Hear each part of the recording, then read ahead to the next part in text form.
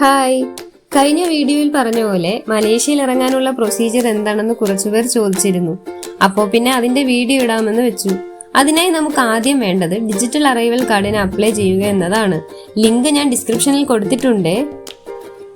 ഇതാണ് Malaysian digital arrival card. ഇതിൽ നമ്മുടെ ഡീറ്റെയിൽസും അതിനൊപ്പം മലേഷ്യയിലെ അഡ്രസ്സും കൊടുക്കേണ്ടതാണ്. അതിനായി ആദ്യം നമ്മൾ മലേഷ്യയിൽ ഒരു ലോ ബഡ്ജറ്റ് സ്റ്റേ ബുക്ക് ചെയ്യേണ്ടതുണ്ട്. ഞങ്ങൾ അതിനായി ചൂസ് ചെയ്തത് സെലങ്കോർ എന്ന സ്ഥലത്തെ ഗുഡ് ട്രാവലേഴ്സ് ഹോസ്റ്റലാണ്. ഹോസ്റ്റലിലെ കാഴ്ചകൾ കഴിഞ്ഞ വീഡിയോയിൽ കണ്ടിട്ടുണ്ടാകുമല്ലോ.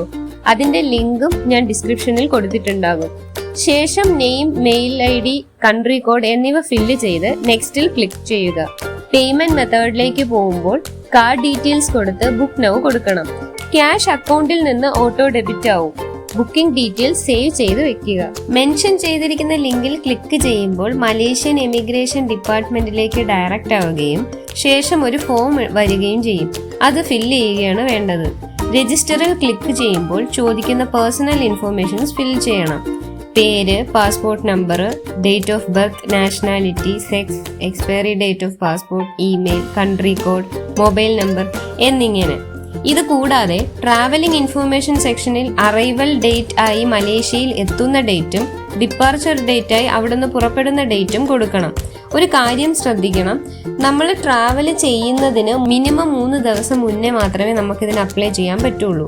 സപ്പോസ് നമ്മൾ ട്രാവൽ ചെയ്യുന്നത് മെയ് 3 മെയ് 1 മുതൽ നമുക്കിതിന് അപ്ലൈ ചെയ്ത് തുടങ്ങാവുന്നതാണ്. ഈ അപ്ലൈ ചെയ്ത് കിട്ടുന്ന ഡിജിറ്റൽ കാർഡിന് 30 ദിവസത്തെ വാലിഡിറ്റി ഉണ്ടാവും. ഫ്ലൈറ്റ് നമ്പറും ഫില്ല് ചെയ്ത ശേഷം മോഡ് ഓഫ് ട്രാവൽ അത് എയർ എന്ന് കൊടുത്താൽ മതിയാകും.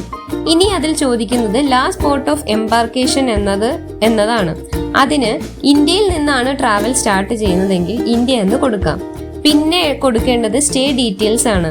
ഹോട്ടൽ ചൂസ് ചെയ്ത ശേഷം ഹോട്ടലിലെ അഡ്രസ്, പിൻകോഡ്, സ്റ്റേറ്റ്, സിറ്റി എന്നിവ ഫില്ല് ചെയ്ത് സബ്മിറ്റ് കൊടുക്കുക.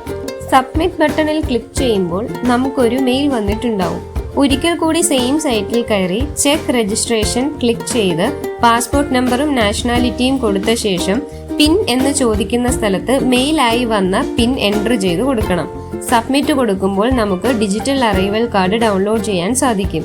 ഈ കാർഡിൽ നമ്മുടെ പേര്, ഡീറ്റെയിൽസ്, അഡ്രസ് ഇതൊക്കെ അടങ്ങിയിട്ടുണ്ടാവും. ഈ കാർഡ് ഇമിഗ്രേഷൻ ഡിപ്പാർട്ട്മെന്റിൽ കാണിച്ച് നമുക്ക് പുറത്തിറങ്ങാവുന്നതാണ്. ഈ വീഡിയോ നിങ്ങൾക്ക് ഹെൽപ്ഫുൾ ആണെങ്കിൽ ലൈക്കും കമന്റും ചെയ്യാൻ മറക്കല്ലേ.